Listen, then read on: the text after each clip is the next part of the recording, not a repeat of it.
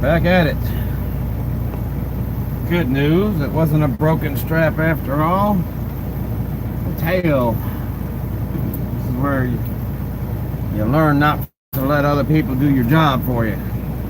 Getting to be quitting time, they just want to get you out of there. So dude's like, man, you go ahead and get that one, I'll get this one. And like an idiot, I'm like, yeah, okay.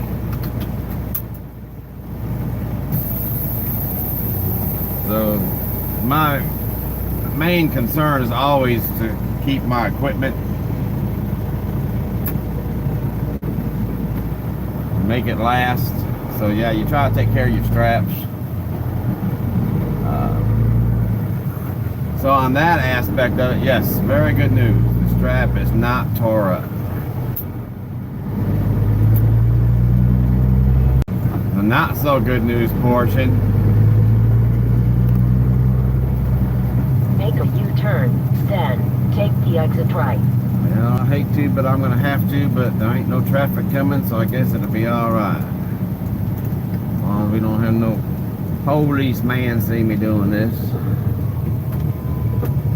They said, well, you should drove 15 miles down where you can get turned around and come back. Right. Take the exit right, Interstate 55 northbound, toward Grenada. Then, take the freeway. But anyhow, that fella, he tied up the ending of his strap different than I do. The one I did, I kind of take it and make a big round loop out of it and stuff it up in between the ratchet handle, one of those 2-inch ratchet straps. And I use the handle to hold the rest of that in place.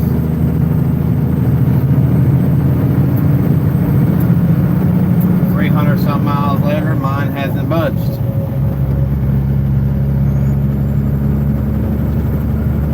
He took his and rolled it into a real tight little circle, little donut, if you will,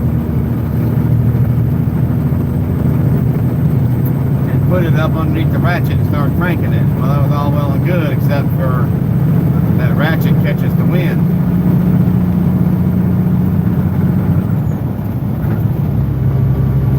Because of that, and when it flutters, it was allowing that little donut to wiggle around underneath until it finally come out where the wind can pick it up. And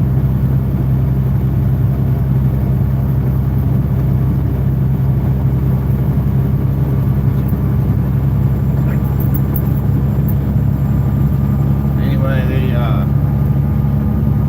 that came out, floating around back there in the wind, and that's why I thought the strap had been cut. Problem is that now the two clips for the straps, where there was kind of like one reversed into the other, like take your own hands and try to pull them, hook them and then pull them apart.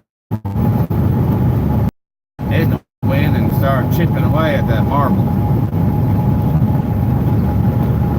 Couldn't have been the granite one. The granite one, for one thing, probably handled that a little bit better. For two, it would have easily been noticed. Marble, it's got that high gloss polished finish to it.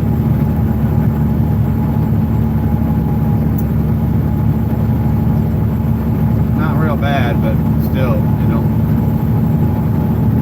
don't want to take freight to a customer with any kind of damage, not so much as a small little nick. That's what that is, a small little nick.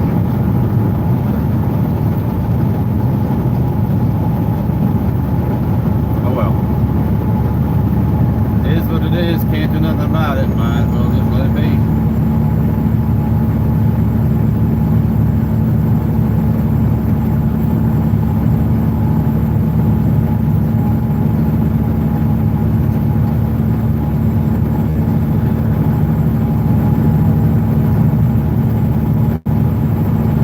A little behind schedule. I mean, I'll be on time. It's first come, first serve. But I would have liked to have gotten there a little earlier.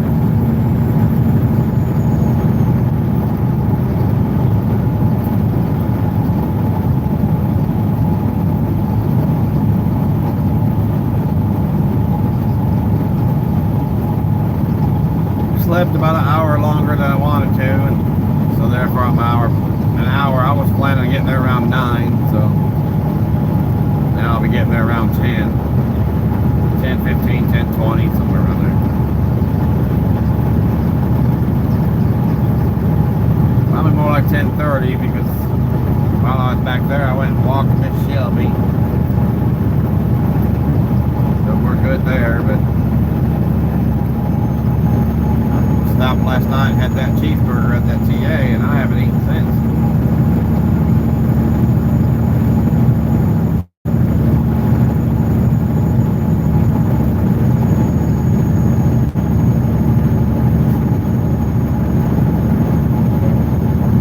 So those of you who actually follow these along, you really need to get a life. Just saying.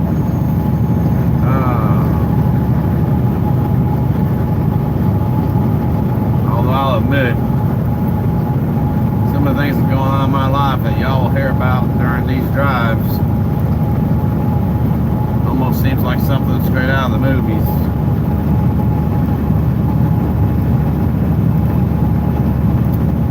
But nope, they really happen.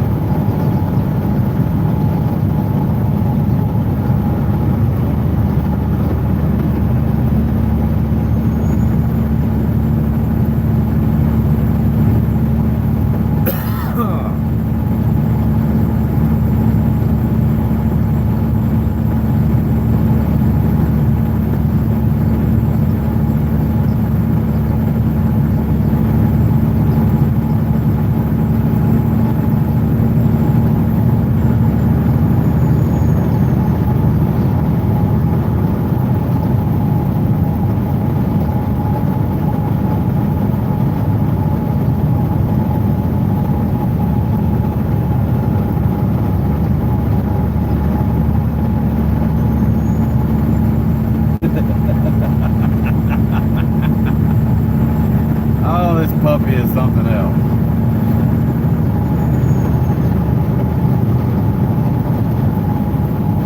It's her daddy's little girl, that's no doubt about it.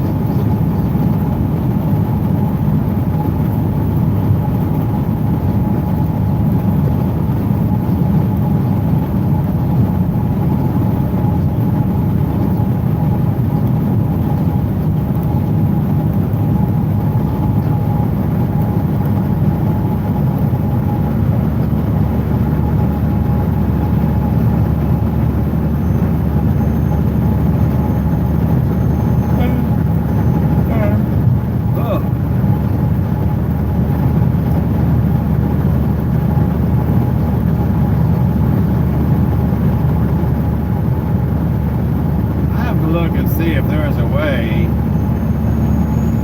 to download these live streams that I can't take some of this driving footage and make a pretty awesome video.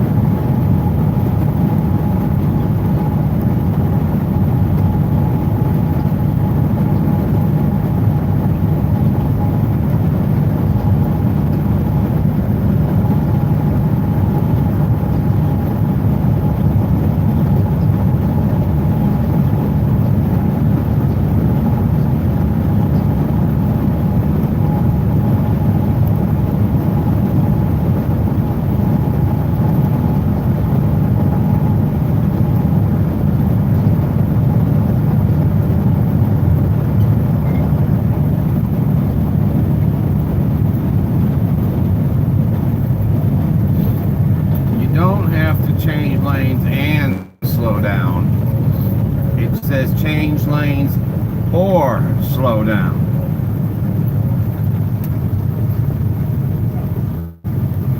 And we gotta look, see what all the flashing lights are about.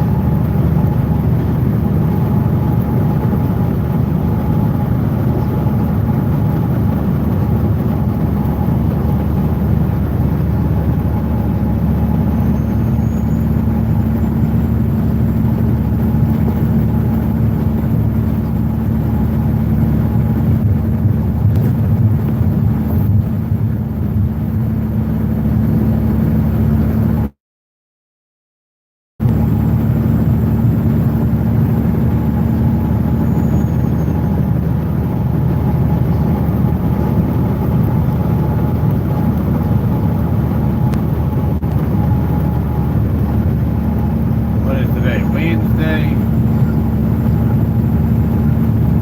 the third Monday of the week. One more Monday to go, and then it's Friday.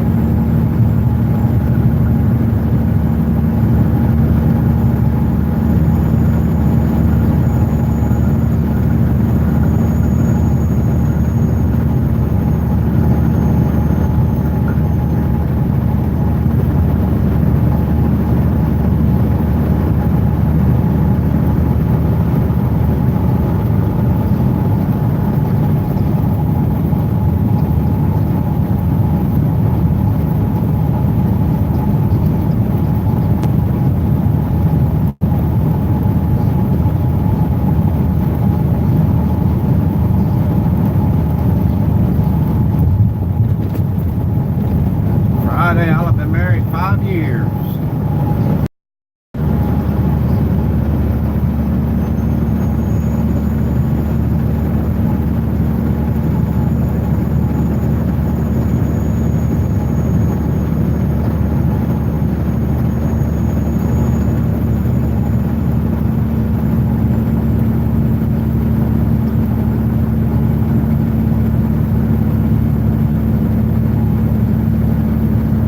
I'm doing that woman crazy by now. I guess she's just real tolerant of stupid people.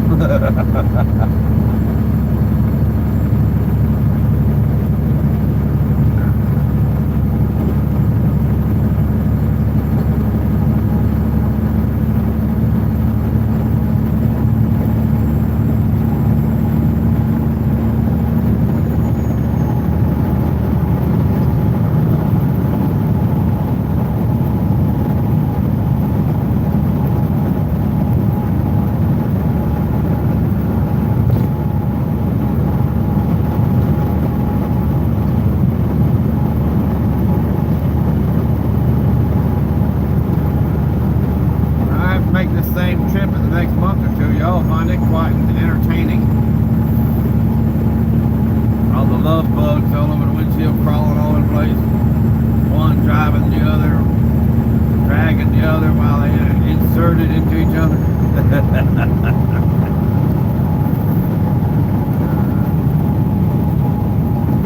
And I guarantee you, it ain't the male dragging the female. It's the other way around. It's the female dragging the male. I'm sure of it.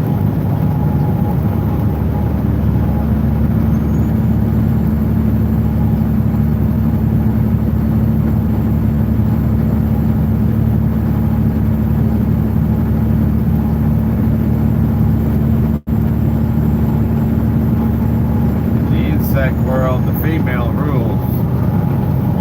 It's the queen bee, not the king bee. Same thing as the ants. It's the queen ant.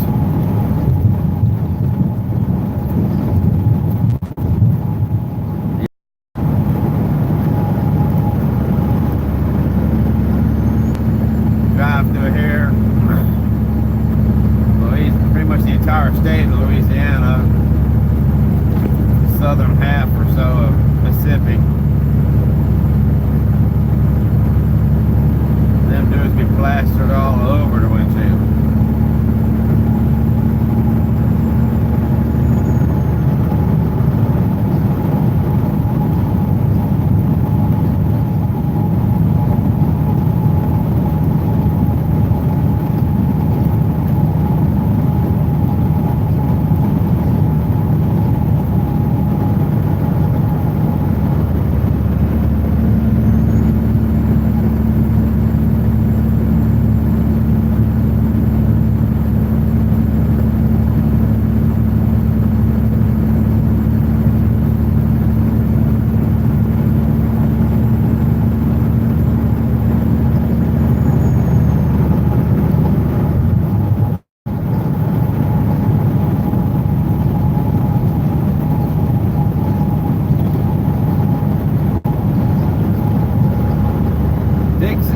And the guy still got a rebel flag on the billboard. All right.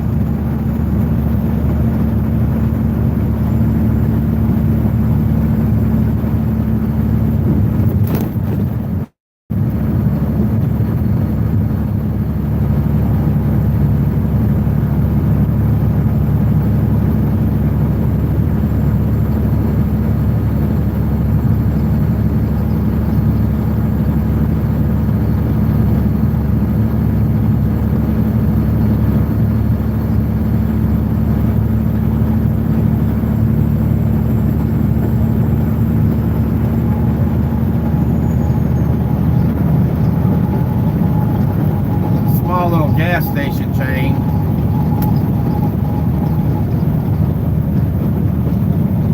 Called Dixie Gas.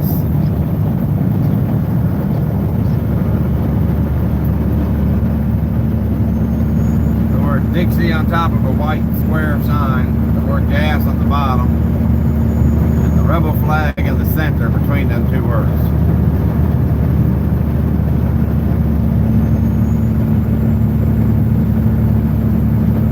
Then all the racists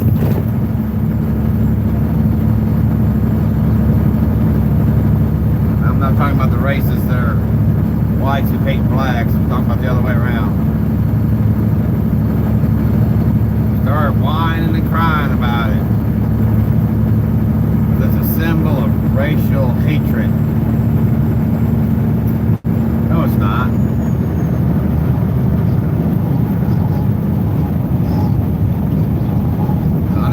Uneducated fools don't even know their history.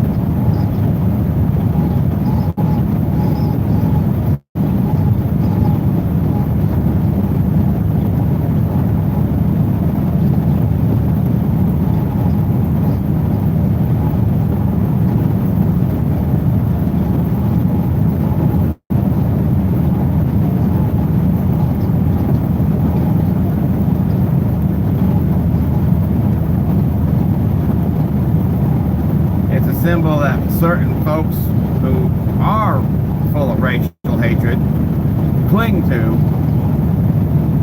but the symbol itself, that's not what it stands for.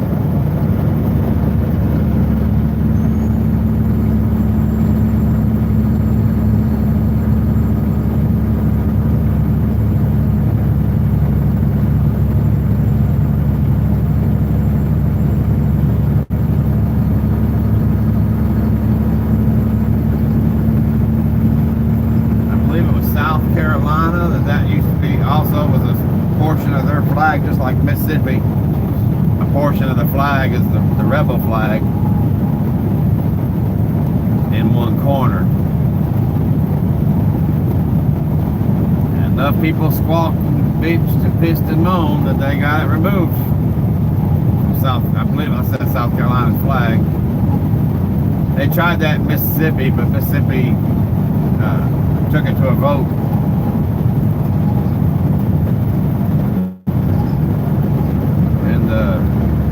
Racist blacks who hate whites were outvoted.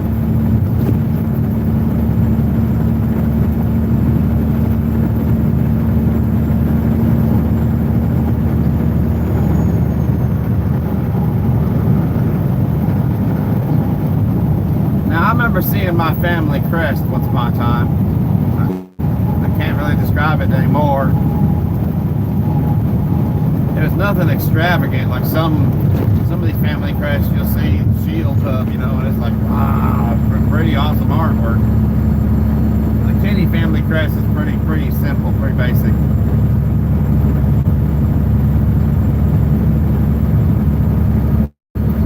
But whatever that symbol is, let's say that the name Kenny spelt the same way, but a family I am in no way related to had gone off and done some horrible massacre. Let's say instead of Irish, these particular Kennys, let's say are German. And I don't know, got nothing to do with Hitler. I needed an example. That's the first one I grabbed. I guess because mom is Italian and German, dad is Irish. I brought up the Irish, and earlier I brought up the Italian. I haven't brought up the German side of my family, so let's just do that. Don't get your panties in a wad. So let's say this Kenny family for generations have terrorized.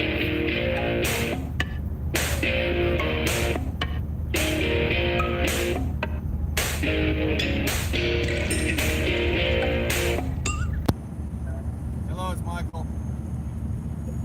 8205. I'm a little bit behind. I'm not sure. Hey, it's Ashley with Amino. I was checking to see Around what time you will be delivering in South Haven?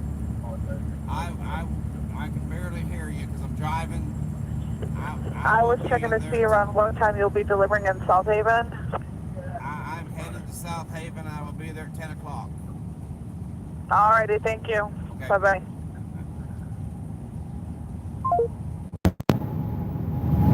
Okay. I can't dance. I can't sing. So anyway, let's just say some horrific thing has happened for generations by those particular Kennys in Germany, whose shield, by the way, family crest, looks nothing like the Kennys in Ireland. So there's no way to even get them mixed up except for the same spelling of the name. But nonetheless,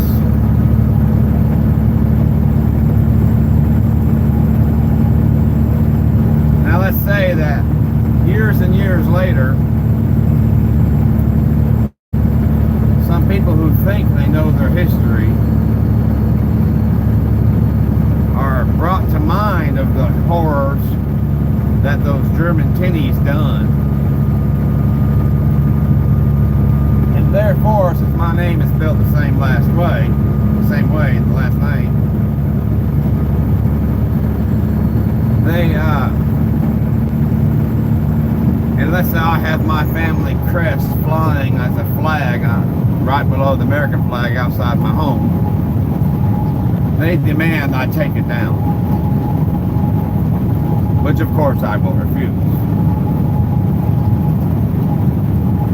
So they start a nationwide campaign to try to get me to take it down. Because it's not just me, it's every Irish Kenny, namely in Illinois. Most of us are in Illinois. And in Illinois, most of us are in Chicago and its surrounding metropolitan area. But nonetheless, they start a nationwide campaign that all Kennys must have to remove, Irish Kennys specifically, remove the family crest flying out, however they're displaying it, out on their homes.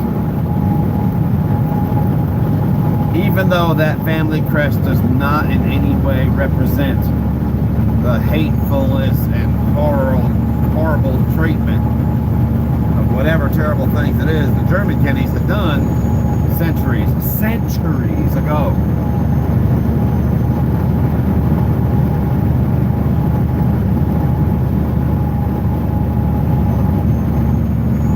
But if you get enough people to sign a piece of paper and take it before these painty waste politicians, I can be ordered to take it down anyway or be found in contempt of court and go to jail for refusing to do so, and then of course someone will come take it down behind me when I'm not there to defend my property.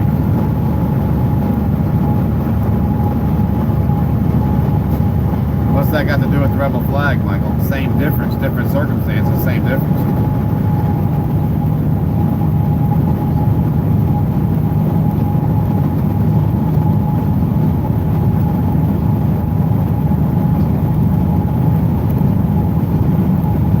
Some people who thrive on hate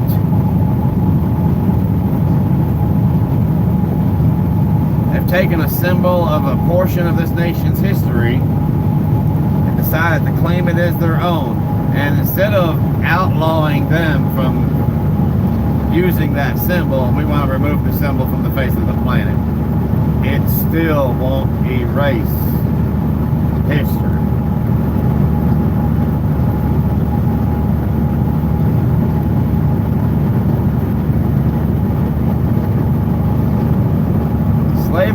Slavery was not part of America's brightest moment.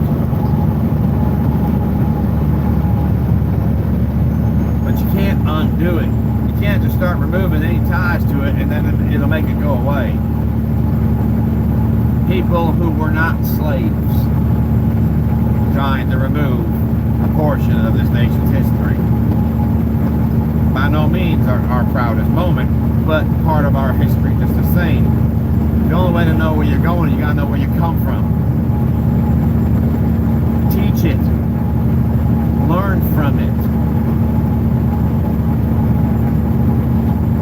Instead, we'll erase it so generations to come can make the same mistakes all over again.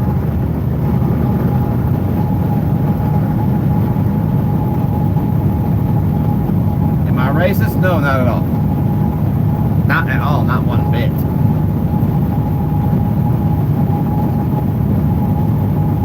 I am in fact a champion for racial equality, but note what I just said, a champion for racial equality.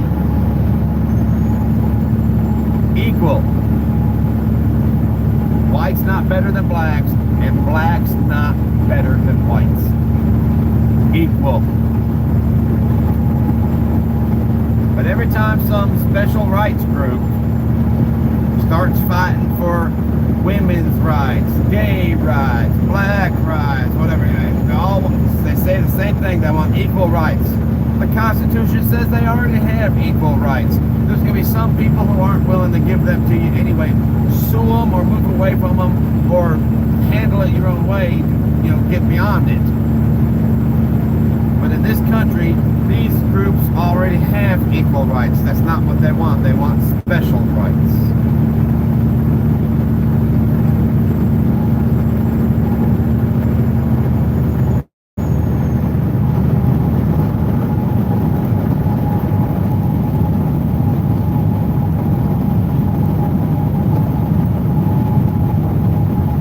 Black History Month, the month of February, Black History Month. Again, I don't hate anybody. In my past, I've dated black women. I have black friends to this day. The fella up Will that I was talking about yesterday, colored fella down in New Orleans. I've worked side by side, but I get along with black folks better than I do white folks. No, not racist.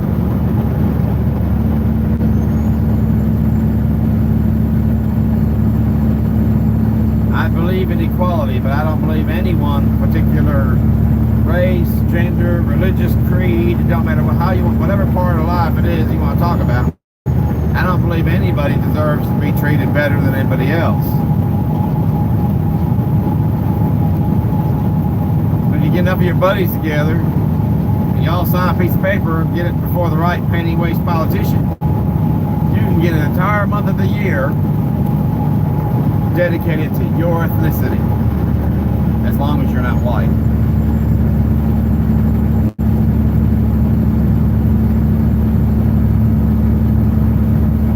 And why is that? Why is that we only have February, Black History Month? What about American Indian History Month? Native American History Month, how do you want to say it?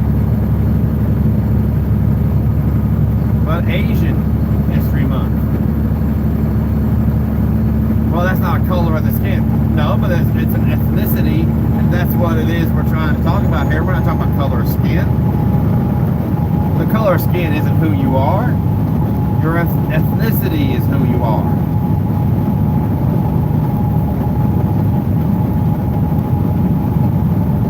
Only people with small minds resort to color as a means of its own particular classification. Now Hispanics are considered to be brown. American Indians are considered to be red. I don't know where this comes from, but Asians are considered to be yellow.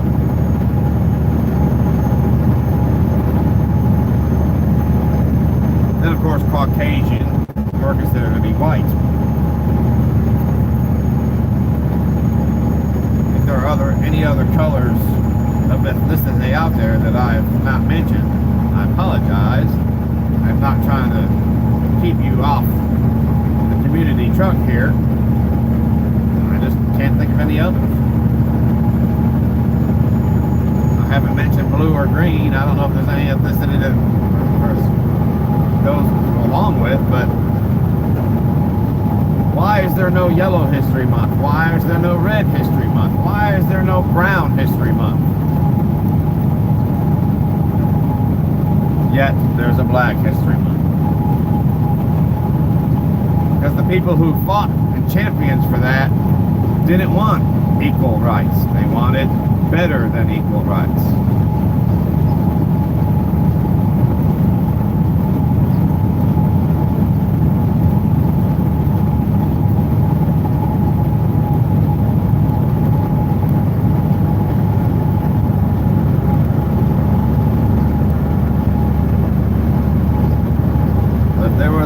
Suddenly, you know what? We have February for the Black History Month, so we'll make March. Because God forbid you should use January, putting the whites before the blacks. Ooh, that would be bad. But if we had a White History Month, the blacks that champion for Black History Month would lose their minds.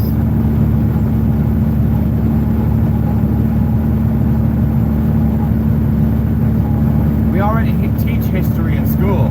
Sometimes it involves folks who are black. Sometimes it involves folks who are white. Talk about World War II. Talk about whites and yellow. I guess you'd say yellows, blacks, browns, reds, yellows. We're going to talk about Wounded Knee. We're going to talk about whites and reds.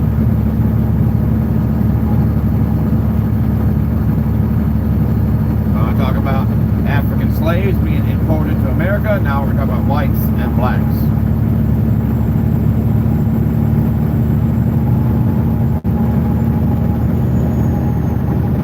But while we're at it, let's get to the bottom of that. Who sold those blacks to the whites?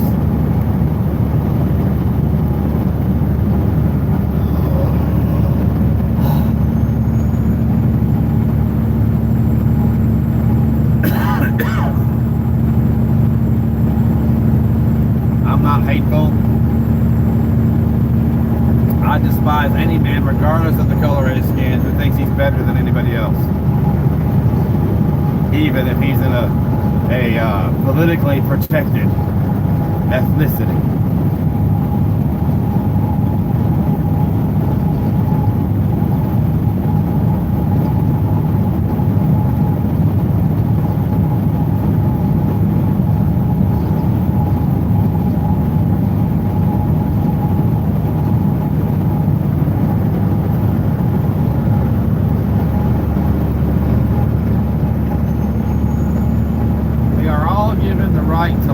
Liberty and the pursuit of happiness, regardless of the color of our skin, our religious background,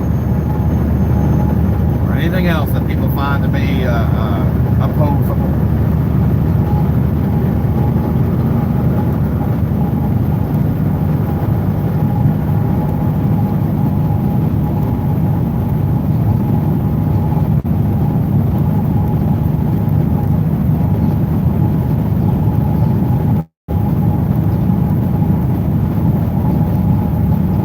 Some folks, that's just not enough.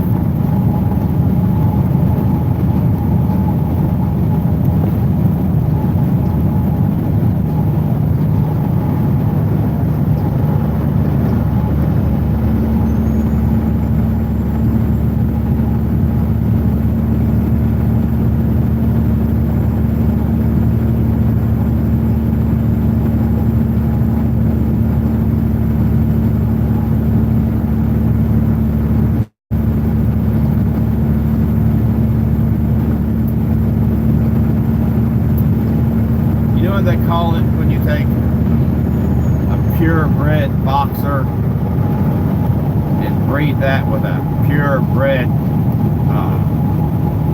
Doberman.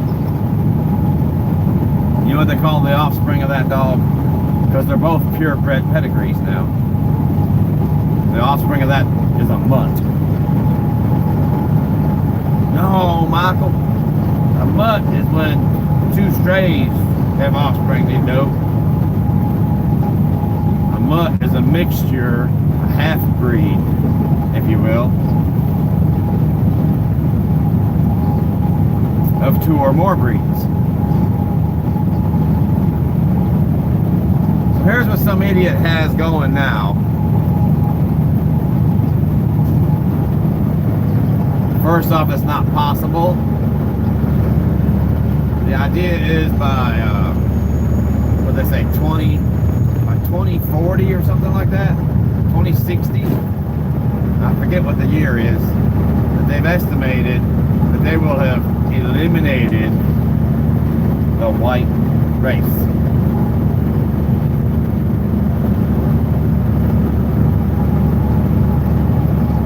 Not possible.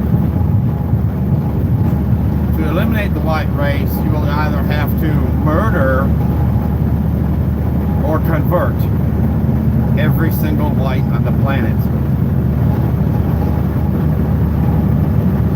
You will have to convince them to marry outside their race, find partners outside their race, and have offspring with those partners. Specifically brown, yellow, red, black. But you'll never have every single white person converted.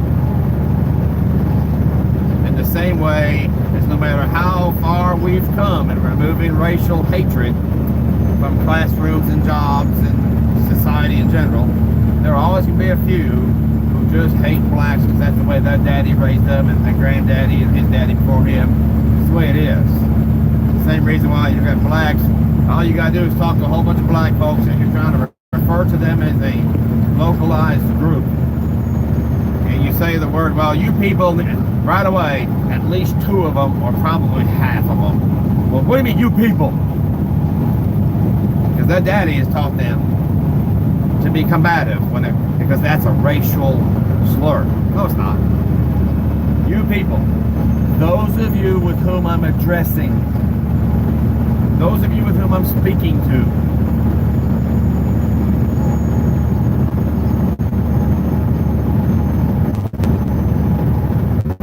there are black folks trying to keep the racial fires of hatred burning.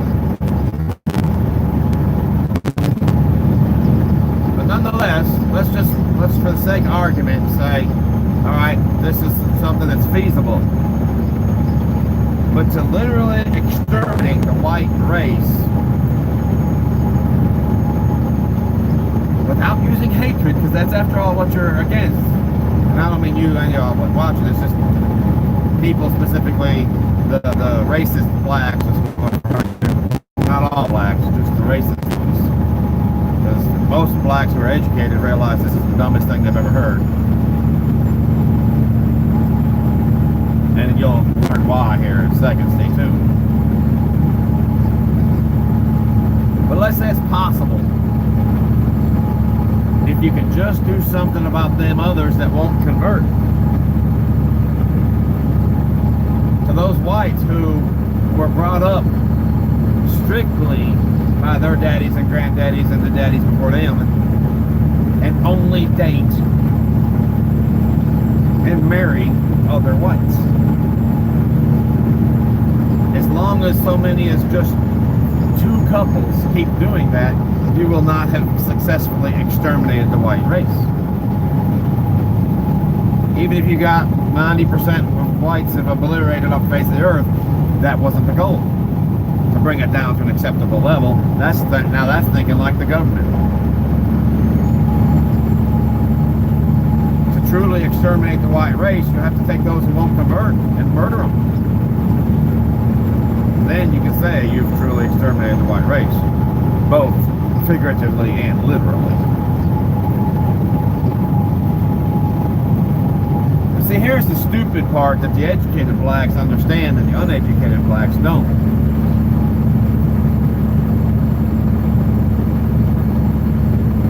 Take a 10-ounce glass, or 8 ounce, or 5 ounce, whatever. Pick a glass. Pick two glasses identical in size and volume.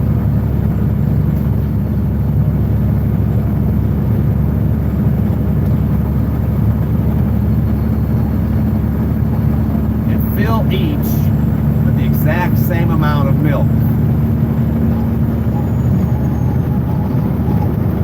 specifically one glass with white milk and the other glass with chocolate milk.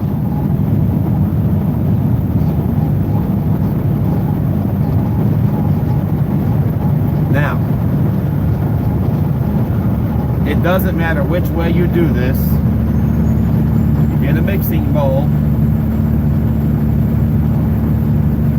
You can pour the black in first, pour the white in first, pour them both in at the same time, no matter how you do it. When you're done, look at the color of the milk. It has a remnant of chocolate in it, yes it does. It's no longer white, but it's no longer that rich brown color either. You have not only watered down the white milk with chocolate, you have watered down the chocolate milk with the white. The dumbasses don't realize in the process of trying to achieve the goal of removing whites from the face of the planet, they'll be removing blacks too. What it comes down to is they think like this: any portion of chocolate milk in that white milk makes it chocolate milk. Not so, casapa. Same 2 glasses, wash them out please. Dry them, we want to start fresh. We don't even want any water in there to dilute them, make sure they're dry.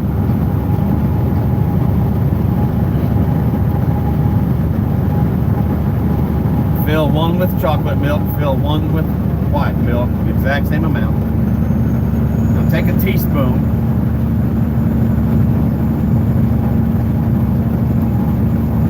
dip into the chocolate milk, and get just a level teaspoon or a heaping teaspoon, doesn't matter, of chocolate milk, and put that small portion into the white milk.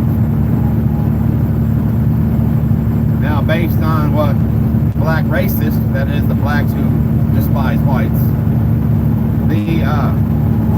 and I gotta be like Rodney King on this one, can't we all just get along? But nonetheless, according to their mentality, and I say mentality because they are in fact uneducated, now when you drink that white glass of milk with that teaspoon of chocolate milk in it, it's going to taste like chocolate milk. No, it's not. There ain't enough in there to make it taste like chocolate milk. It's still going to taste like white milk. It's going to have a different color to it.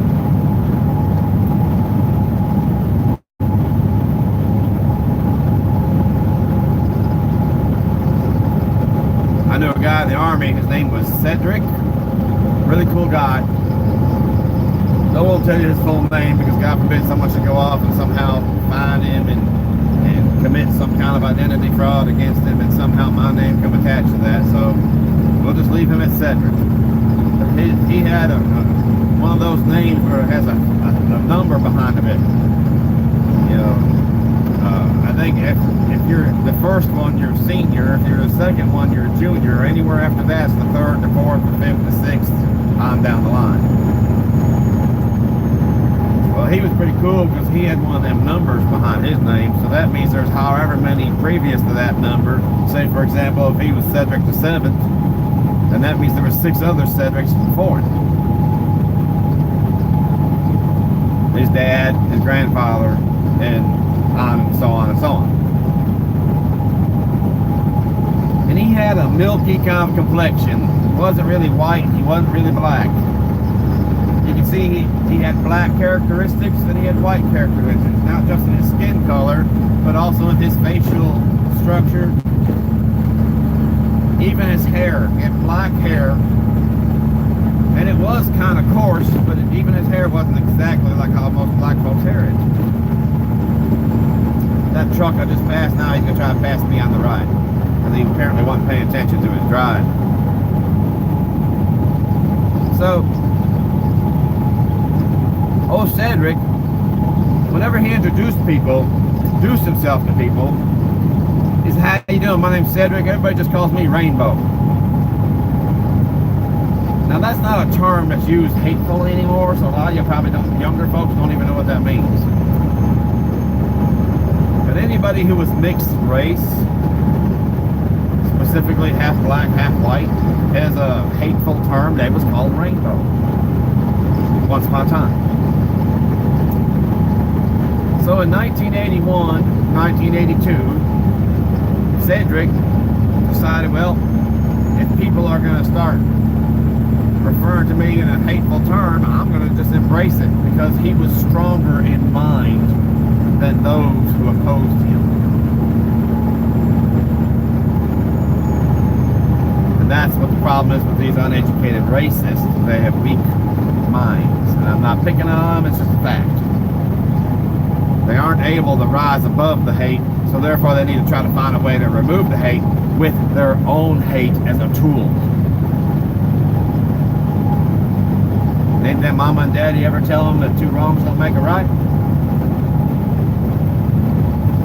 But then if you ask them about that, their mentality is, well, you people, now mind you, if I say you people, I'm racist, but they can say you, well, you people did it to us first. I mean, my people, as far back as you want to trace them, come from the countries in which I am in a mixture of.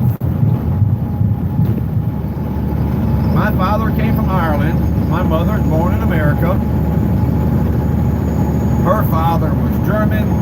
Her mother was Italian. And they both came from those countries. My father came to America in 1943 from Ireland. I don't know what year Grandma and Grandpa both came here. Grandpa was full-blood German, Grandma was full-blood Italian. They met here, married, and out come the 10 kids. Or is it, no, it's 8 on my mom's side, 10 on my dad's side. Out come the 8 kids that are now my aunts and uncles. And of course, mommy theirs. 7 plus 1 makes 8. So no, my people didn't do any of that. We weren't here during the days of slavery, and for those who are trying to push all this crap, neither were they.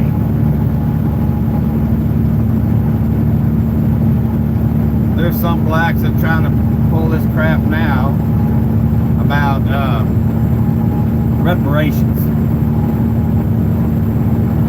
White people need to pay black people as a means of penance for all the things that white people have done to black people. Really?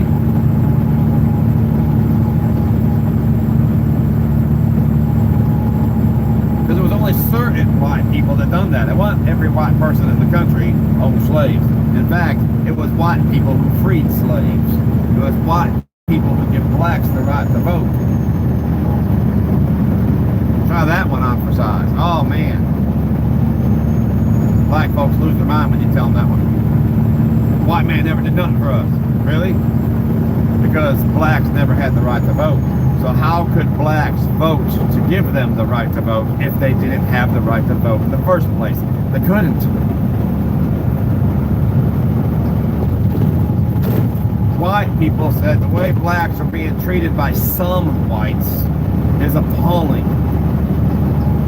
And it needs to stop.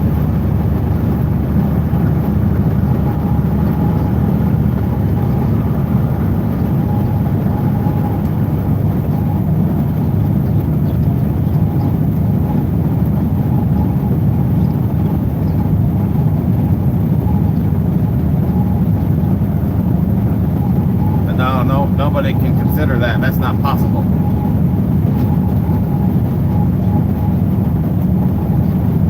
But yet, every white person needs to, I forget what that woman, what her name is, we need to give our houses over to blacks, and we need to give our money to blacks, we need to, what?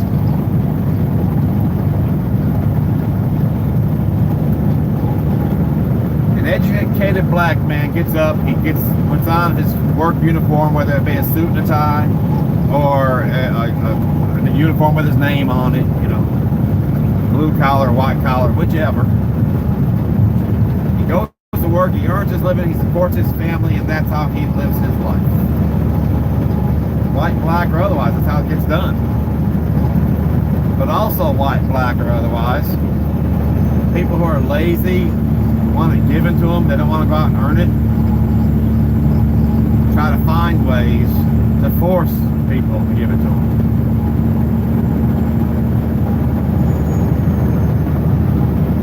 Because they have no shame. They're completely okay with asking for a handout, like a beggar. Worse than a beggar, because a beggar at least has shame in his eyes when he had got his handout asking.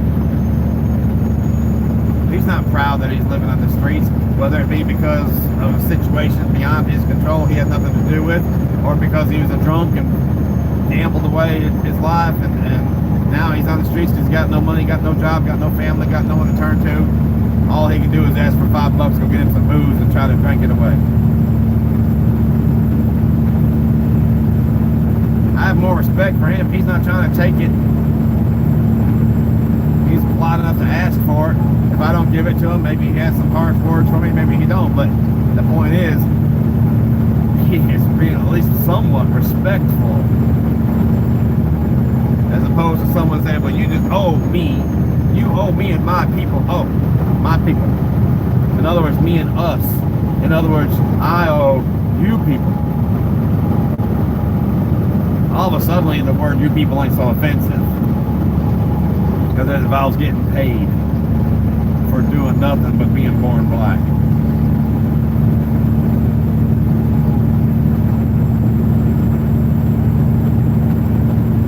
I don't hate blacks. I don't. Some of the things certain blacks, see, not all blacks are pushing these different kinds of referendums, just like not all whites had slaves. Not all whites hate blacks.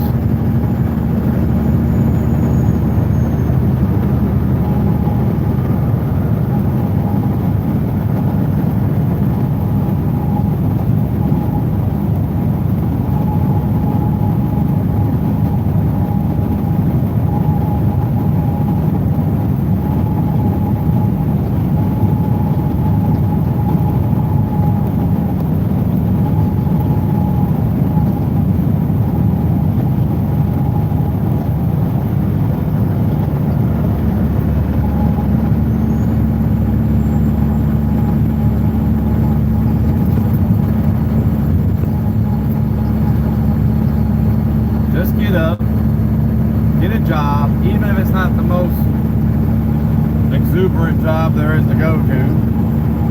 It means putting on one of them stupid little paper hats or whatever kind of hats it is they wear nowadays at these fast food joints, flipping burgers. It's a job, man. It ain't much of nothing, but it's a job. It's honest. You actually look your kids in the eye and say, I earned this, so don't you waste it. I tip my hat to anybody who works for a living instead of begging for a handout. And I'm not talking about homeless people begging. I'm talking about people who try to get unemployment and welfare, who are able-bodied, can work, just don't want to.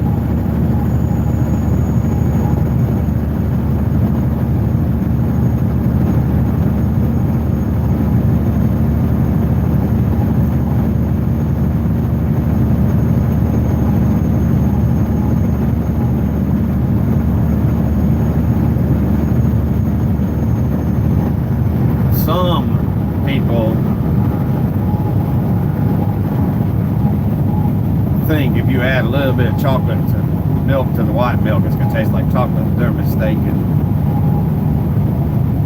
Even if you mix it 50-50, it still doesn't taste like that richness that the chocolate milk coming out of the jug has on its own.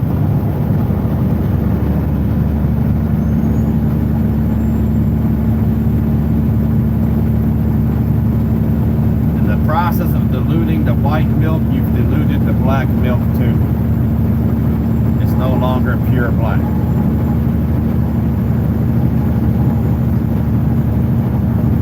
It's actually brown chocolate, but black people, if you look at them, most black folks are brown too. They're really not black.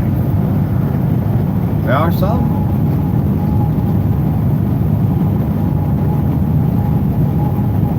But no matter what shade of brown you are, if you're African American, you're considered black. And they proudly proclaim that. And that's fine. That's fine.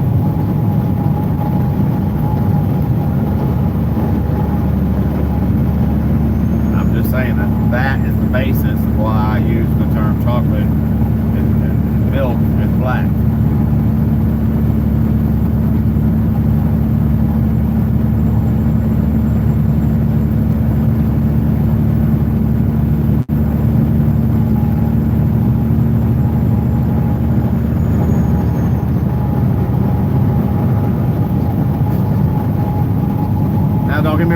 rainbow, as Cedric referred to himself. Cedric was a good-looking dude.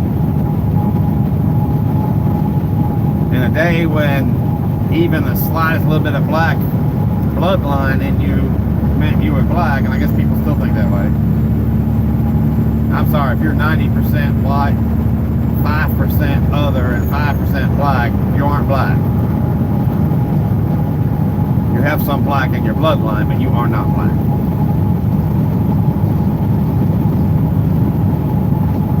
Like that woman that self-identifies as black up in Washington State, or is it Oregon? I think it's Washington. Running the Black Lives Matter up there. President of that particular chapter. Because she self-identifies. That's like a Chevrolet saying, oh man, I'm an Oldsmobile. No, you're not. You're Chevrolet. No man, I self-identify as an Oldsmobile. I don't care what you want to be. You are what you are.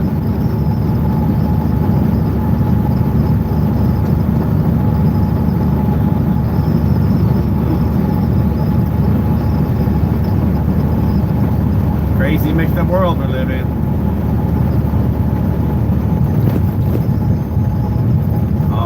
I'd imagine after a few of y'all start watching this, I'll start seeing subscriber count drop. Oh well. Like I said, I can choose to shut my mouth. I just choose not to instead. I'm very outspoken with what I believe. Doesn't mean what I believe is right. All of this is my opinion. But I'd like someone to challenge me and take my opinion and prove me wrong. No. We tested 100 people at a shopping mall. You know, them folks come out the clipboard and do a little survey and whatever. And we took some white milk and put 1 teaspoon of chocolate milk into that. And every last one of them said it tastes just as strongly of chocolate as the regular glass of chocolate milk straight out of the jug. Nope. If you can actually do that, then I guarantee you 100 of them were coached what to say.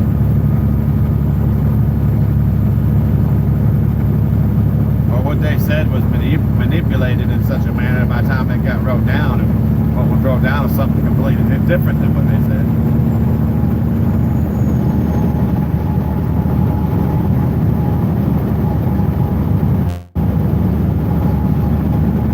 Years ago, when Barack Obama was president-elect, he had not yet moved into the White House. He had not yet been sworn in as president.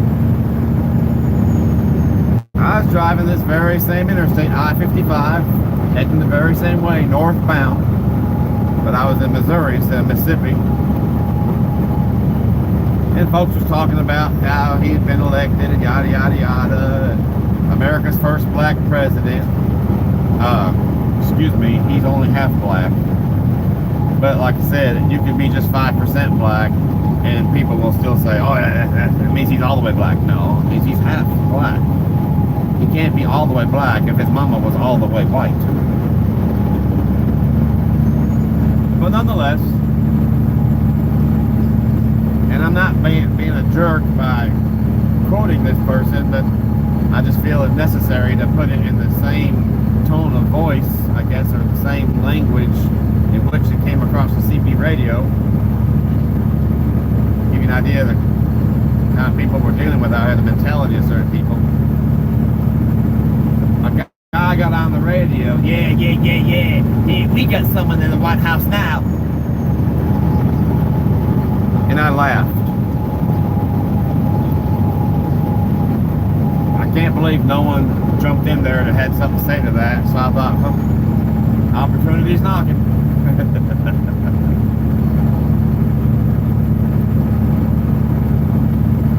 So I got on the CB radio. As I was passing this guy, I seen who it was.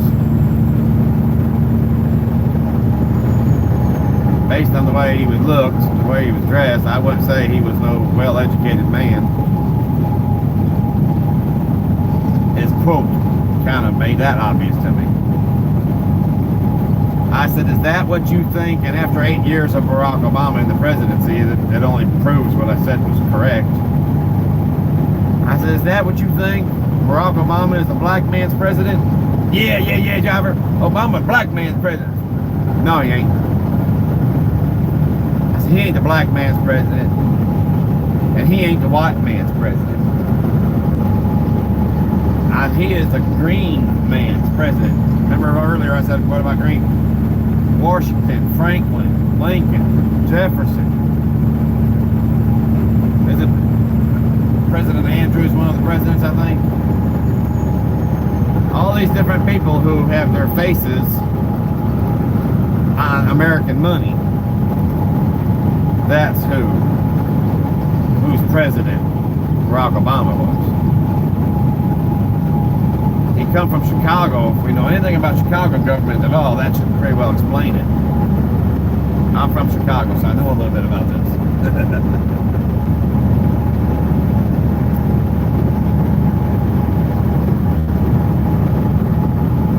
Barack Obama followed the money.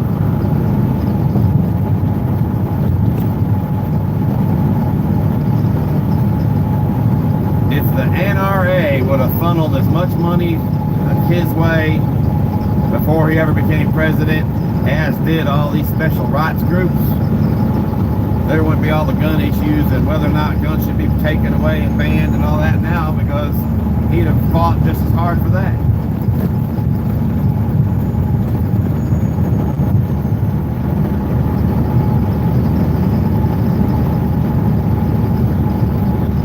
You gotta wonder about a man who your legacy is not what you started in the White House. Your legacy is going to be what you did last in the White House. And what this man wanted to remember for last was ordering schools to have transgender bathrooms. In other words, the boys that think they're girls can use the girls' bathroom. And if a school doesn't abide by that, we're going to take away the school's funding. That's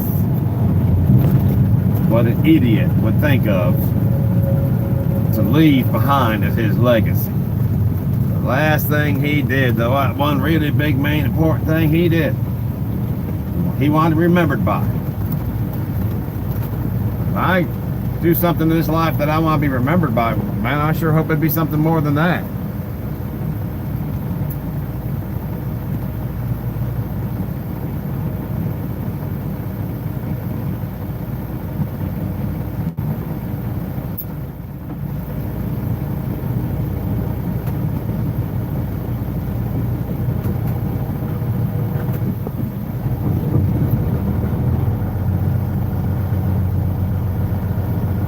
I guess I wasn't supposed to park in this spot right here. That's I'm too long for that spot, so I guess we'll go out to the truck stop. I just got around there, so I'll take that spot on the end right there, and then I realized, oh wow, that's it's too big for that little parking place. Interstate 55 northbound towards Horn Lake for 49 miles. Can a black man be a successful politician? Yes. Absolutely, yes. Just not Barack Obama.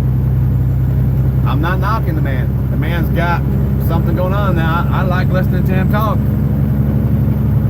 He can be some, I won't say charismatic. That would be Bill Clinton with charismatic. But yeah, there's just something about Bill Clinton. I think Bill Clinton, or not Bill Clinton, about Barack Obama, I think he's a great speaker.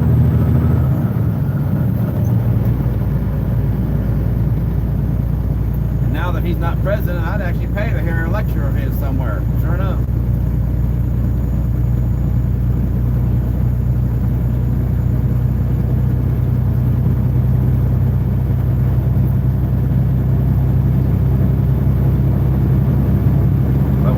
Washington became Chicago's first black mayor. That man realized right off, it's all on me.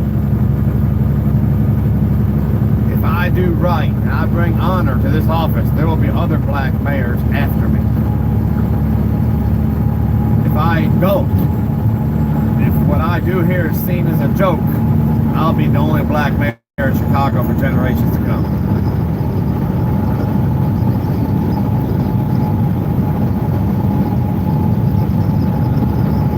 be people who'll dispute this and conspiracies and whatever else.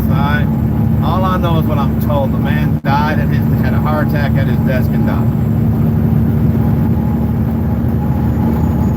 Whether he had some girl on the side or whether he didn't die there at all, and who knows what, if someone murdered him because they wanted to try to get the lieutenant or whoever on up in there, I don't know. Can't say. Wasn't there. I only know what I was told. What the media was allowed to tell us. That's all I know. And we all know how the media works.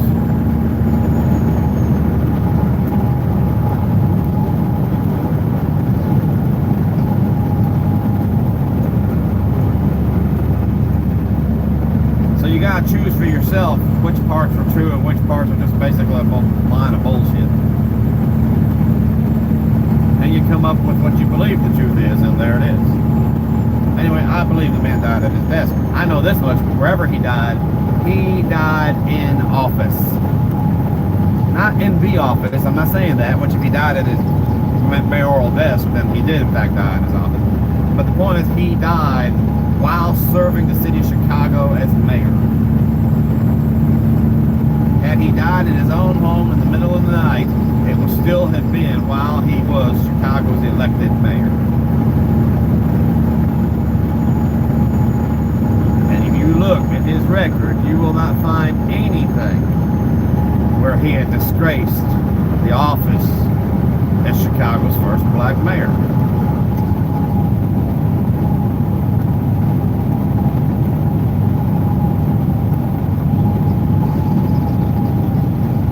And I'm not saying the special rights groups don't have valid points in certain areas and whatever else, that those points shouldn't be considered. It's not what I'm saying.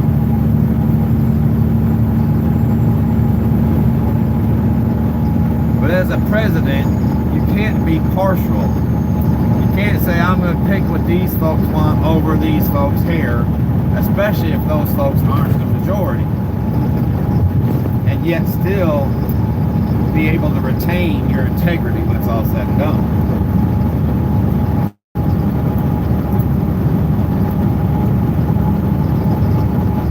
I want this so badly, I'm going to shove it down people's throats. No, that's not how you get it done.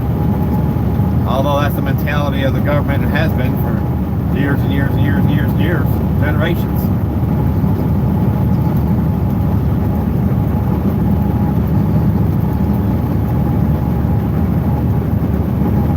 I don't hate black folks, none at all. I have an ex, I won't mention any names. We was living together, and every word out of her daddy's mouth was what we call the N-word, or even the blacks don't say, the blacks say nigga, N-I-G-G-A. What up, my nigga?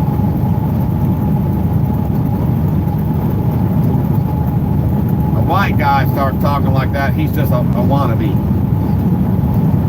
A wannabe nigga. But actually, they won't call him that. They'll actually call him a wannabe nigger. The black man will say that to the white man. Because, man, you're white. Deal with it. None of this is, oh, I self-identified. No, you're white. Be white. Black folks don't want white folks trying to make like they're black. Black folks want to be able to have something that's theirs and theirs alone. Because they already feel like enough's been taken from them from white people, and in some cases, they're right. Next thing you know, you got white folks, mostly kids, but younger generation, but still, you got white folks walking, talking, and dressing like they're black.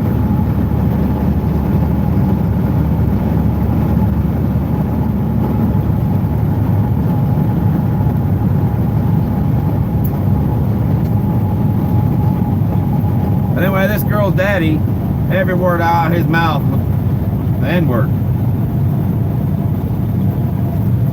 I try to remove that word from my vocabulary, and I believe I've done a pretty good job at it. Yeah, there are occasions like now I've made use of it, but it is not a common word, no more than some big educated word. Keep left. In a collegiate dictionary wouldn't be a part of my vocabulary either.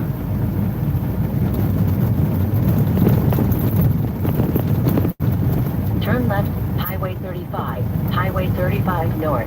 The Then word- turn right. The word apparatus. Which could Turn be right. Interstate 55 northbound. utensil Towards Memphis. Then or take tool. the freeway. or who knows what. But whatever I'm going to call it, I'm not going to call it an apparatus.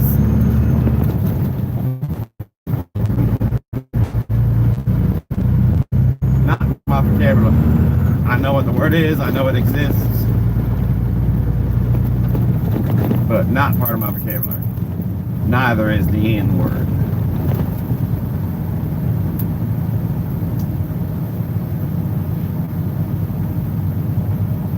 Turn left, Corporate Drive. But anyway, every word out of his mouth, and this and that, F and N, this, that, the other, everything else. I got tired of hearing it one day. He just hated everybody. He hated himself. He hated everybody. Hated his own kids. Hated everybody. I've never seen anybody like that in all my life. I hope I never do again.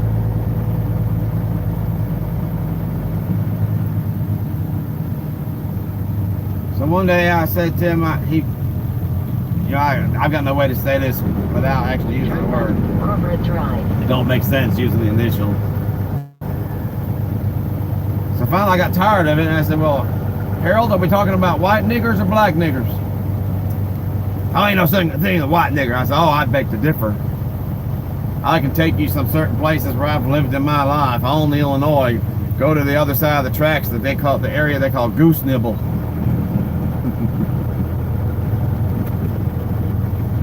Black folks who live in slums would look at the white folks that live in the area of Goose Nibble and go, man, that's just a crying shame right there, man. People would live like that. Take the worst projects in this country. It used to be Cabrini Green, Chicago. I'm not sure where the worst is anymore. But take the worst projects in this country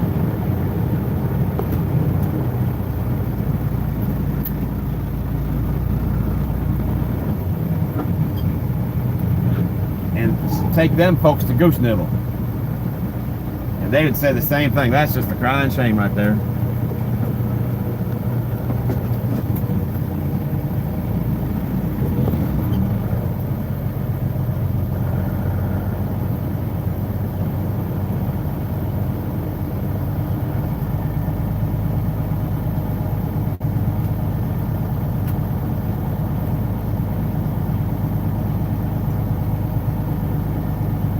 So I told him, I said, you know, you throw that word around.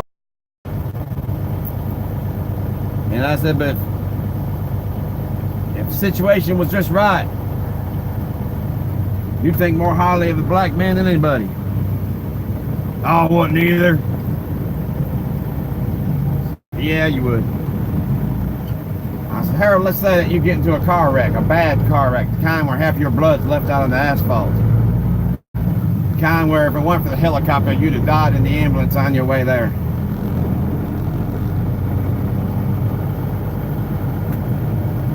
I said, now, and I'm going to use that word here again in a minute, I'm going to use it in a way that's going to offend a lot of y'all that are white. But I was trying to make a point to someone who is very racist, because I am not racist at all. And sometimes you got to talk to people in a language they understand.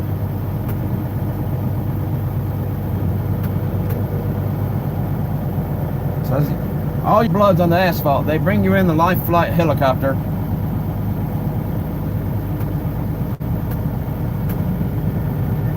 And they're trying to find somebody. Let's just say that you've got a very rare blood type.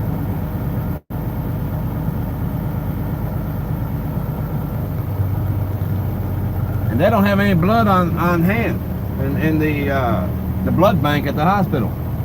And son, if you don't get some blood, you're gonna die. As they search around, they start checking employee records, because in the hospital, I'm sure one of the things they have in employee records is blood types for this very reason, just in case.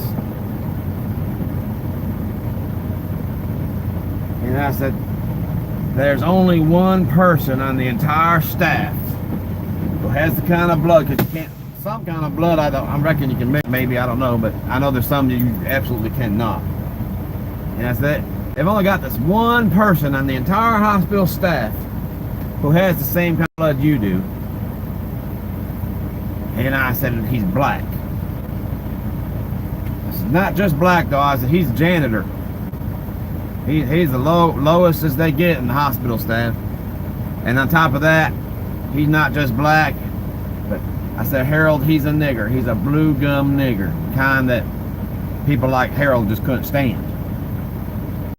Got all the teeth and the big gums whenever they talk and smile and whatever else. They speak belligerent a lot of times because they're uneducated.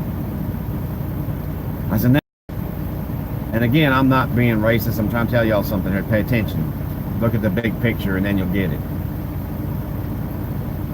I said, now, I said, do you care? You're about to bleed out and die. This man has the blood that'll save your life. Now you can sit there and call him a nigger? He's, yep, right on my way out as I get ready to meet my maker. And I said, you know, them's awful big words to say, the fact that he'd be willing to meet his maker. I said,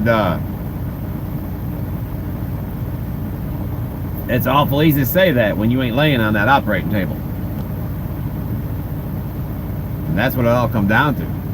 Hey, brother, how's it going? Yeah, I don't know, I got a little thing going on today, and that's where my mind was. I'm sure I'll have some people complain about it. Who knows, YouTube threatened to put me over a barrel and give me 40 lashes with a leather strap. I don't know.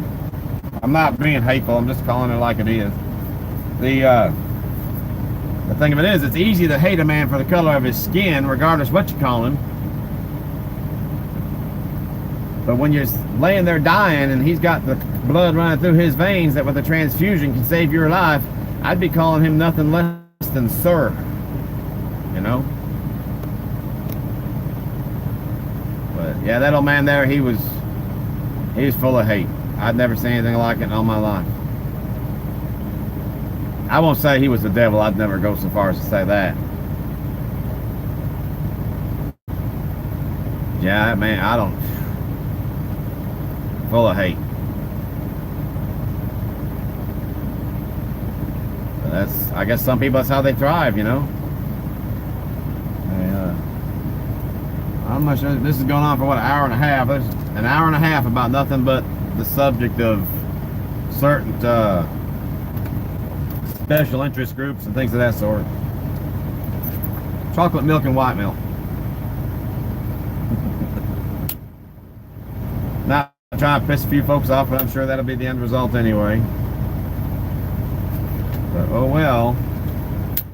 In the end, I can say this: no matter what happens to my channel, no matter what happens to me, in the end, I can look in the mirror and say that I'm proud of who I am.